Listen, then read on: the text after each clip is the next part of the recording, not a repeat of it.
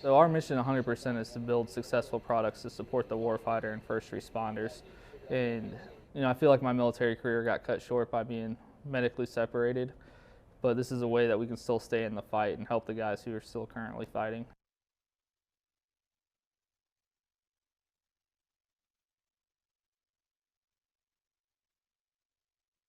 In order to truly understand your customer, you have to know them. And we call that customer discovery.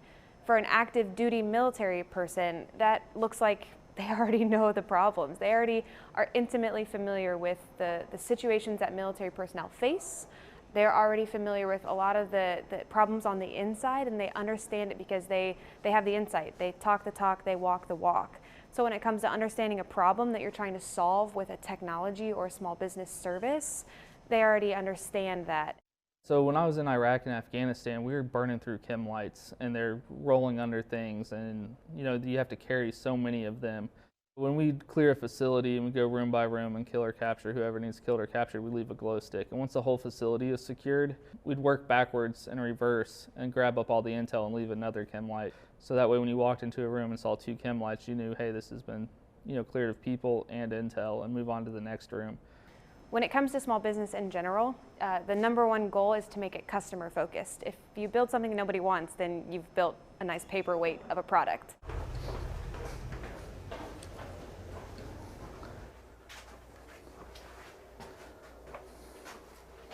Through night vision, you can see the glowing IR powder, and without night vision goggles, there's nothing to be seen.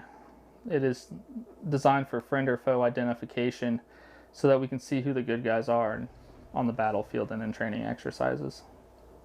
It just seemed like such a no-brainer from my past ground experience. A chem light is just like the same glow sticks that you'd buy your kids and that you break and shake and they glow.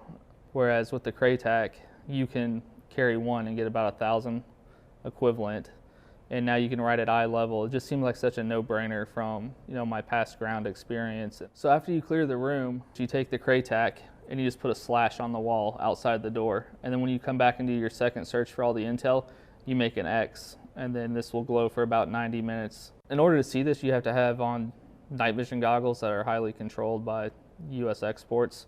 So we're really providing a solution that we can covertly communicate in low light, no light situations. We firmly believe this changes the experience on the battlefield by saving time and saving weight, and then we're also not leaving any waste on the battlefield or training areas as well. And they can go to those potential customers and say, I can vouch for this because I've seen this in person. I've seen this in real life.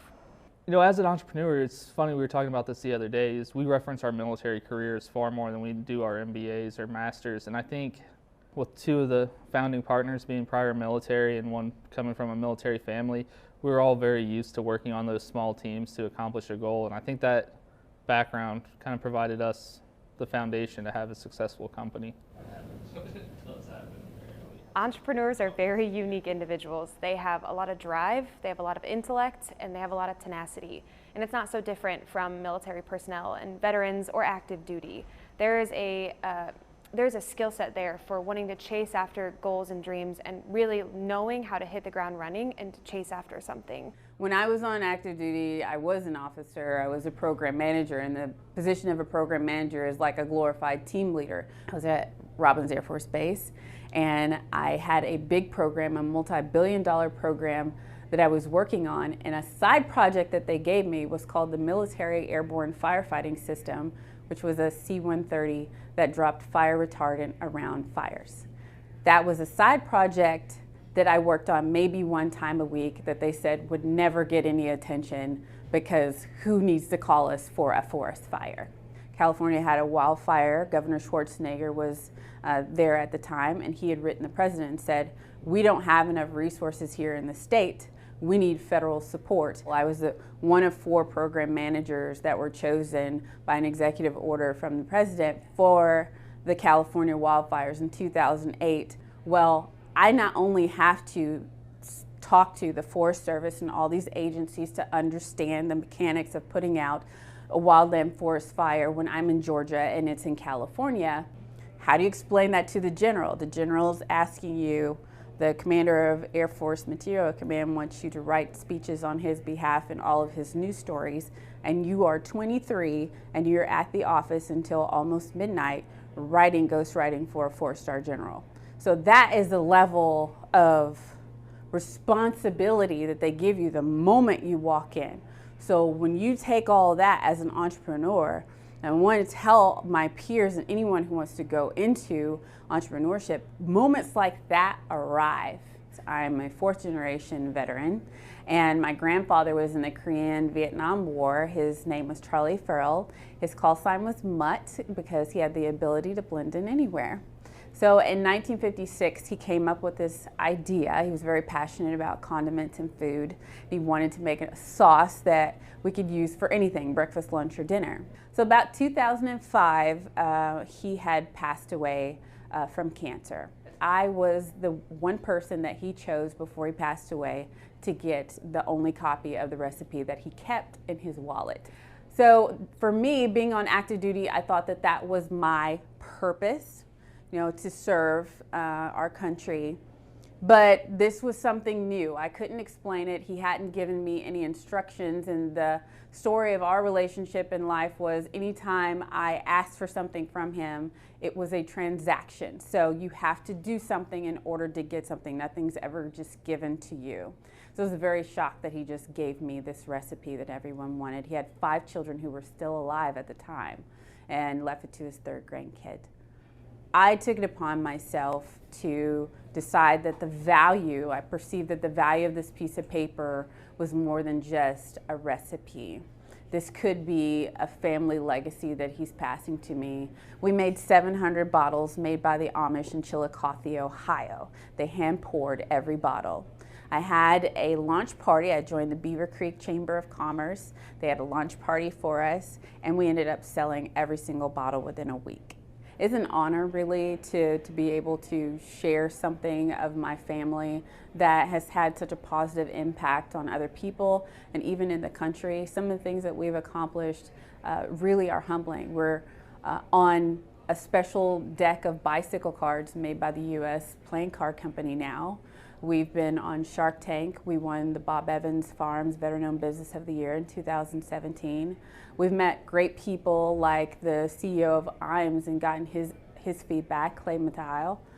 We've seen so much and experienced so much, and it's just with such gratitude that we're able to be here in this area in Ohio and be an Ohio veteran-owned company. For those veterans, for those active military personnel, to take on those entrepreneurial traits means that they're already set up for a really good foundation of the skill sets that it's going to take, because it's really hard to go from an idea to a business, and they have the skill sets, the tenacity to go from idea to viable business. I needed an outlet. I wanted to improve on something, and it was very much in my wheelhouse. And everybody's good at something. This is something that I was good at, and I wanted to chase it down. One night I was researching multivariate statistics, not terribly interesting. And off to the side was a learn how to sew video.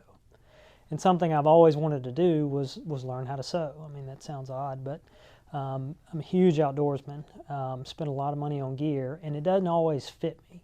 So I went out and bought a sewing machine the very next day, watched a few videos, and started sewing. And it was terrible. It was, the products that I was making were bad.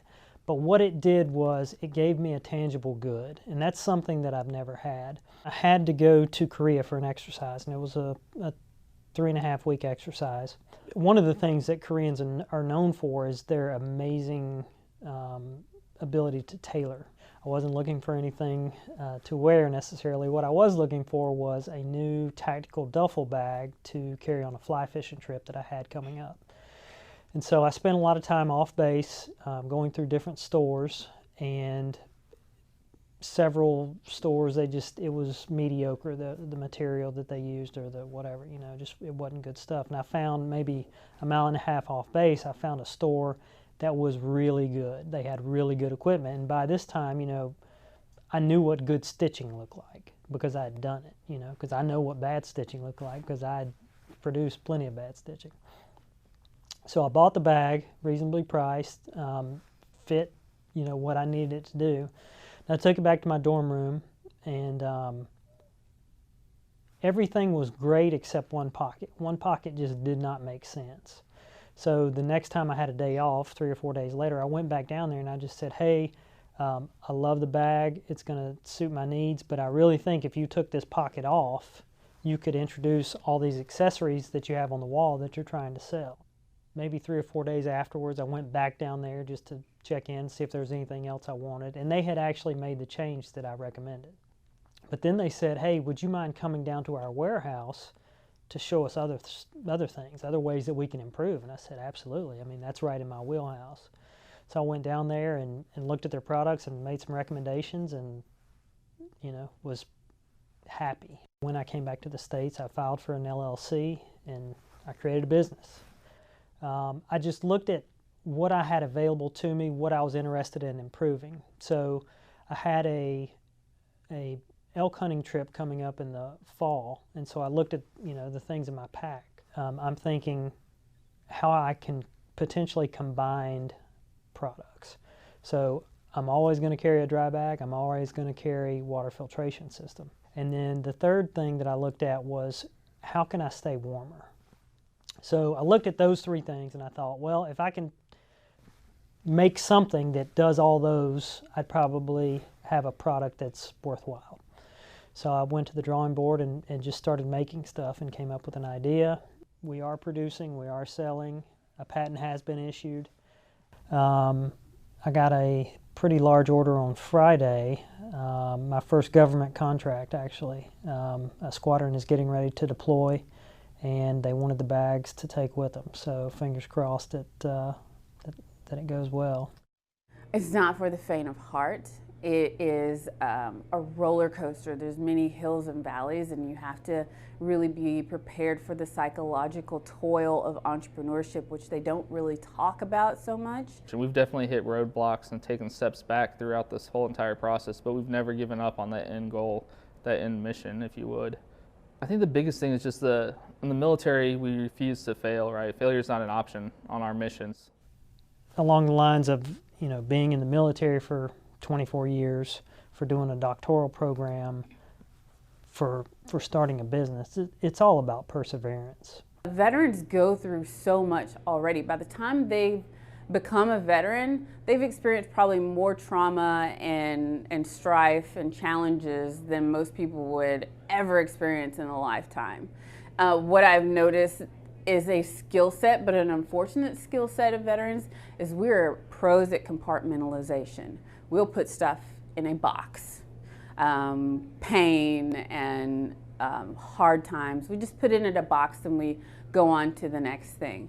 Entrepreneurship has a way of revealing all of those boxes. People can see right through you in the business world. So you have to learn how to be true to yourself and own even the hard times as an entrepreneur. And that sometimes is hard for a veteran to be vulnerable and transparent about the journey. One thing I was struggling with, came to later find out was PTSD, type symptoms. What I found, however, was I was really good at compartmentalizing things. However, having to talk about it, I was not so good at. Sewing gave me an outlet, and so, if I put on some classic rock and got behind the sewing machine, I could just do that for hours. And that started taking the place of school for filling that void for some of the demons that I struggled with. So I went to the library every day and checked out an entrepreneur book, and I read, I think, 12 or 13 books. Every one of those books just told you the odds are against you, right? And I just said, this is what I'm going to do. Honestly, I think there's no better feeling. I've never been happier professionally, showing up every day, knowing that something I'm working on eventually is going to make the life easier or better for a warfighter or first responder.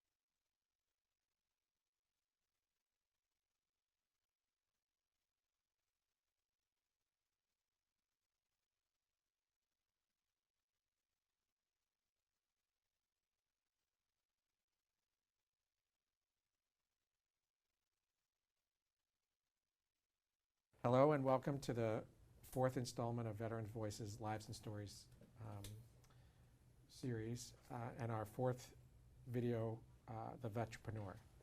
My name is Seth Gordon and I'm the director of the Veteran and Military Center at Wright State University. We are webcasting from the New Media Incubator in the basement of the Wright Dunbar Library. I want to take some time to recognize our supporters and those who made this series possible. This program is made possible in part by Ohio Humanities, a state affiliate of the National Endowment for the Humanities. Any views, findings, conclusions, or recommendations expressed in this short film and on this panel discussion do not necessarily represent those of the National Endowment for the Humanities. I want to acknowledge a few people who made this possible. First, the entire series arc was presented by Navy and Air Force student veteran Jeremy Tack. Also, I want to acknowledge Erica Carter, the Veteran Voices Project Coordinator, for all her support and advice in moving these films forward. Thank you, Erica. Second, none of this would be possible without the support of many offices at Wright State University, including the Division of Student Success, Research and Sponsored Programs, the Office of Equity and Inclusion, the College of Liberal Arts, in particular the English Department and the Communications Department. I want to give special thanks to Dr. Ashley Hall and Dr. Jen Ware, who co-direct the New Media Incubator and served as executive producers on the project, and have been responsible for coordinating much of the student effort that has gone into making this project a reality. So thank you to everybody that's had something to do with this so far. And to our panelists, we're going to get started. So I want to ask you to introduce yourself. If you were a veteran, what you did while you were in the military, and what branch you were in, and if you're not, what's your relationship to the film? So why don't we start here? Yeah, Nick Ripplinger, President of Battlesite Technologies, Army veteran, ran the Protective Service Detail for the NATO Command. Great.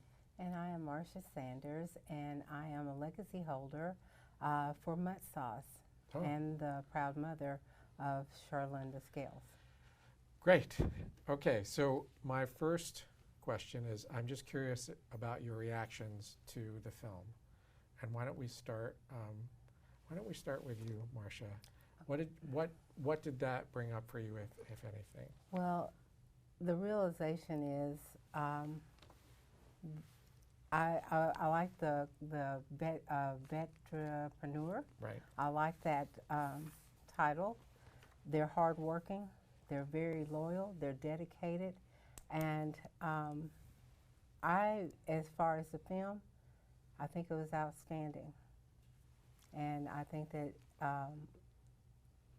you guys speak well as far as what you've gone through and how those experiences have brought you here to this point. About you, Nick. Yeah, no, I thought the film was great. Walking in here to the studio, I was making a joke with Ashley, like, you guys did a phenomenal job with, the faces we gave you. So I think it's, the filming wasn't easy, for sure. We were in a vault down in a basement somewhere, and I think they just did a phenomenal job pulling everything together. So, Marcia, you had a front row seat to watching Charlene build this business. And we didn't see a lot. I mean, that was a 40-minute story that we only saw a very small part of it. And it sounds like she's made very steady but difficult progress every step of the way. What is it like watching her go through that? Well, I think she kind of gets a lot of that honest because we have lots of entrepreneurs in our family. Okay. And yes, entrepreneurship it's either you're all in with your heart or you're not going to survive. So she grew up around people that were also running their own businesses. Like, what can you give an example of what? I was an entrepreneur myself. I opened up a child care facility from scratch and did that for 10 long years. Okay. And there was hills and valleys and all those good things that come with it. But in the true end, there's self-confidence that you build because you're going to get knocked down, and you have to rise, like a phoenix, sometimes. So was she living with you when you? Oh yeah, okay, yeah. So she watched that. Yeah. Nick, and that is actually, you sort of jumped to a question I had. Did you have anybody around you that had done entrepreneurship before you started it? When we started, it was just myself and another partner. We just had this crazy idea, and very early on, we brought on a third partner, which was hands down the smartest decision we ever made. Timing worked out well. He was exiting another company that he started, had multiple successful exits, so he's kind of been that spiritual coach, that mental coach, Okay. and then also a hands-on doer right side by side with us. So he had done other business ventures? Yeah, so absolutely. So he could help guide you? Yep. But did you grow up with anybody, or did you witness that, or was that not part of Yeah, it? I mean, my mom's been an entrepreneur her whole life. Completely different business model. I think that kind of Sure. didn't really translate very well, but still seeing those behind-the-scenes ups and downs. Okay. I want to talk about something I think that comes up a little bit is overcoming doubt, right? It feels like there's moments when is this possible? And you're talking about you have this person come in who's an advisor.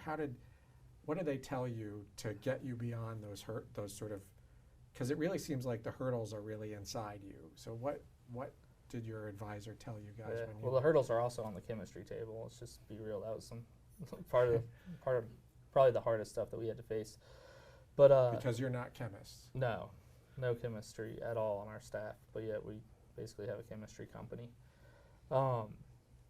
But some of those hurdles, like the one time I tried to sell the business for $10, like I was just fed up and done. But when there's so much passion there, and you know the impact that this product can have, I think that's what keeps you going the most. So is that what brought you back? I mean, that sounds like you're saying, like, I'm done, $10, somebody please. Yeah. I mean, I talk about my dog sometimes like that, like when he does something bad, like somebody take him. But of course, I'm not going to do that because I love him. But is it the same sort of thing? I mean, It was. I mean, it's just a really frustrating day, but we showed up the next day and continued to work at it, and then we solved it.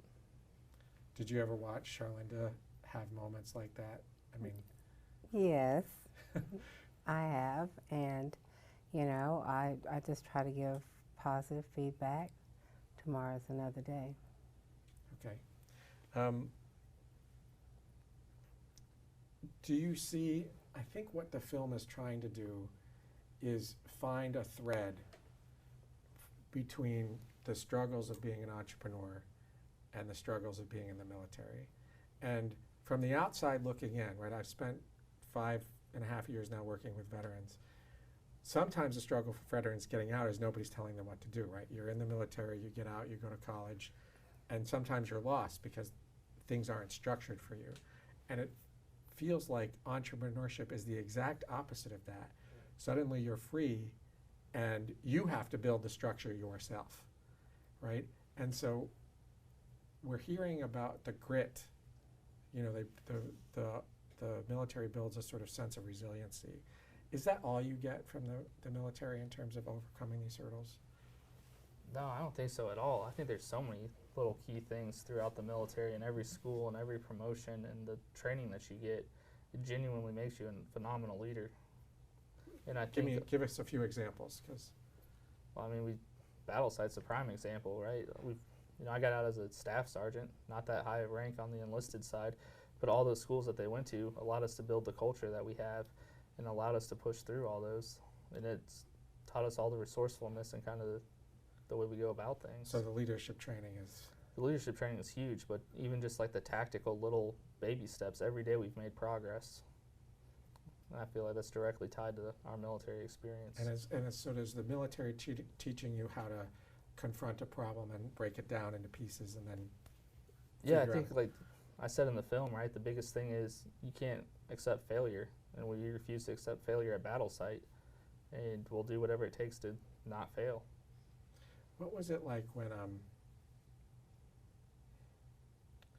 when did you know that you were not going to turn back?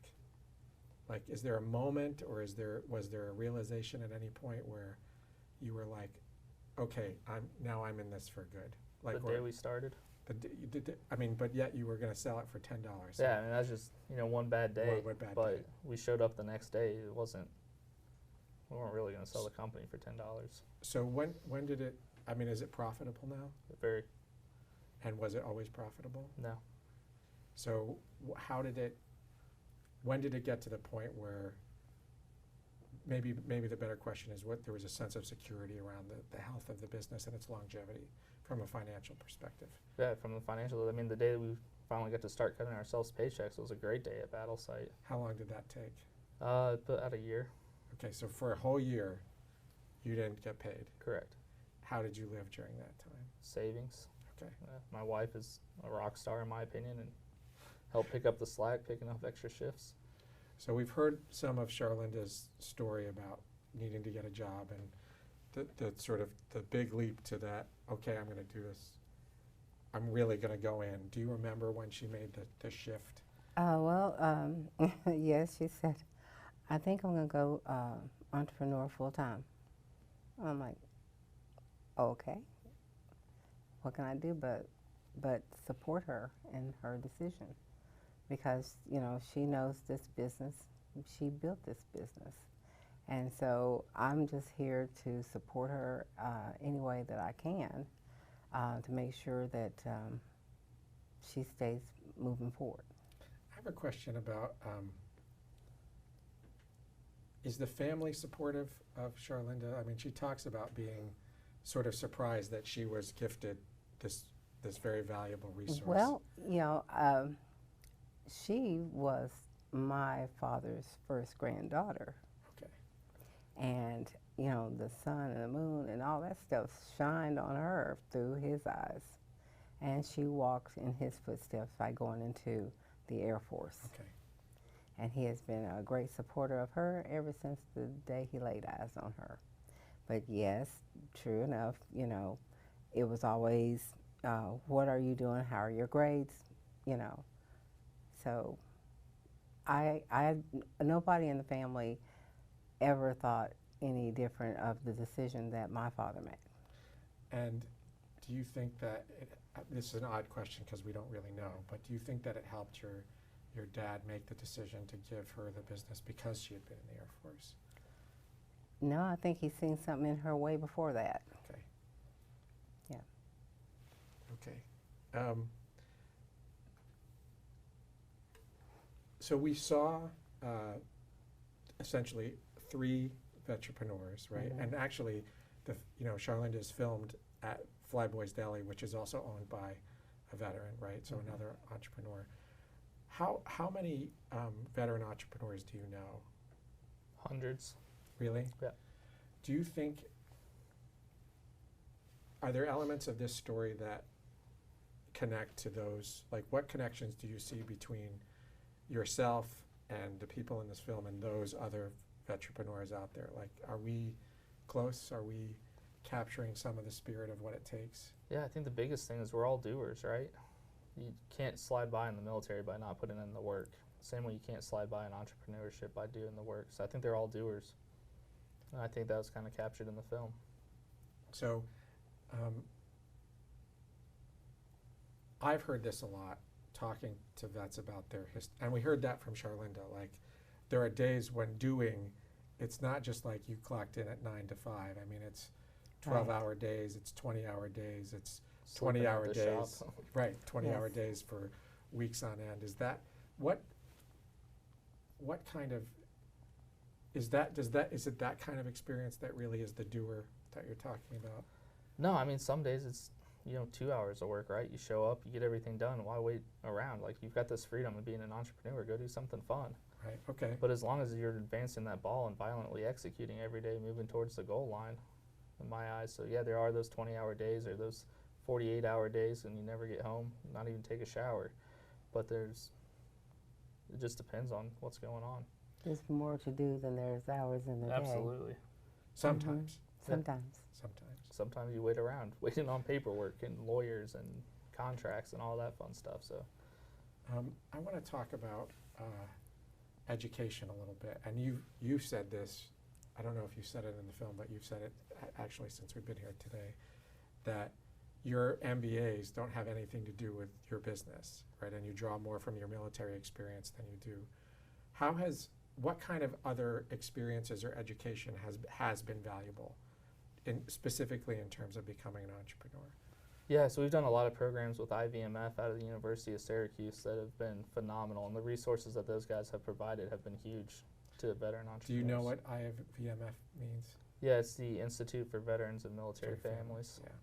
And so they've done programs very specifically on being a veteran entrepreneur? Yeah, so they've got the whole EBV program, which is like the foundation kind of groundwork. Then we did their Accelerate program and kind of the growth mode, their annual conference where you get around thousands of fellow veteran entrepreneurs and just share war stories of the entrepreneurship side. It's been phenomenal. So, and is that, so from that, what kind of advice would you give in terms of somebody getting out saying, I want to be an entrepreneur, I have this great idea? How much do they have to learn about the business side to be successful? I think if you have an awesome product or service, you can build the business around that. So just get out there and do. It's kind of always going to be my advice. But these programs are helpful. Those programs are incredibly helpful. So is there any other advice you'd give to a new entrepreneur, specifically a veteran? Yeah, like, find your network of people that are going to help you.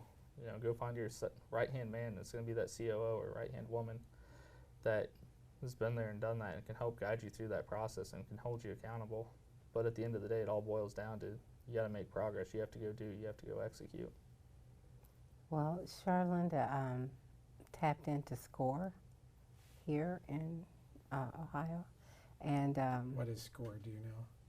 I think it's, if I'm not mistaken, they help you if you want to start a business.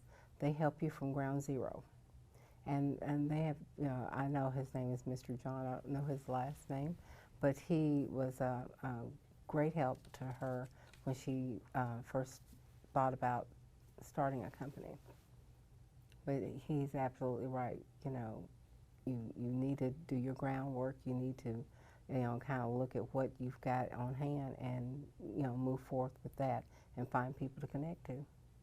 Charlene seems to be everywhere all the time. I mean, you can't go anywhere. No, She without knows doubt. that she knows everybody. I'm always impressed that she's just always, the promotion is so important. How does she keep that up? Do you know? Well, she's a go-getter.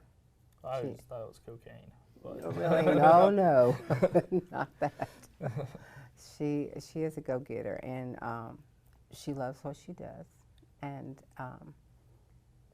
she believes in if she can help someone else obtain their gold, or if she can give it by somewhere, that's what she wants to do. So we often hear from veterans that there's an immediate connection when you find out somebody is another veteran, right? Like you're in a store. Oh, the secret handshake. Right, yeah, Yes. it's just kind of that way. And this networking piece seems to be incredibly crucial. Do you think that the fact that veteran entrepreneurs talking to other veteran entrepreneurs, because you all seem to know each other, We do. does that immediate connection really propel the trust that allows for the networking to happen faster? Yeah, I think there's some natural trust between veterans, but it's like anything else networking-wise, right? You have to put the effort in. Charlinda was at our shop a couple weeks ago, putting in that effort. So if there's ever anything we can do to help her and vice versa, it wasn't like Charlinda and I met, shook hands, and we're best friends. Like we both, I think, put a lot of effort into that relationship, and now we have our, monthly breakfast with a couple other veterans, and it's just kind of growing from there. And so it's interesting because, all three of the products we saw are vastly different, right? But you and Colonel Evett are targeting the Department of Defense. Your product is very specifically seems to be targeted at the warfighter and the DoD. Yeah. His product has, while it is going that direction, clearly for any outdoors person, Charlinda's product has nothing to do with the military except maybe making the food taste a little better, right? But yet it's still important to come together. Why is that? I think it's super important because, I don't go a day without eating. So we need to have great variety, and there's like 4 or 5 bottles of mutt sauce in my refrigerator right now.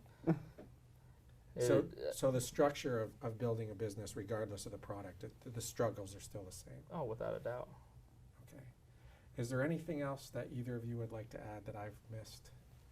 Well, I know, just kind of trailing behind her. I see so many companies that veterans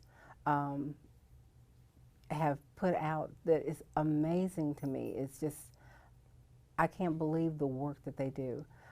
When my father was in the service and he got out, there wasn't that kind of camaraderie there for people who are out there, just doing a day's work and trying to make $1 and raise their families and stuff like that. And there's a lot of respect there, and I just am overwhelmed, and I'm joyed to know that she has colleagues like you to talk to. That's a huge and compliment relate to. coming from you. Great. So, I think the other thing is just, the U.S. economy is driven off entrepreneurship, and I feel like the military gives you that skill set, so I'd love to see more of us out there. Great. Okay. Thank you, everybody, for tuning in, and we're going to sign off for this segment of Veteran Voices, Lives, and Stories. Tell me when we're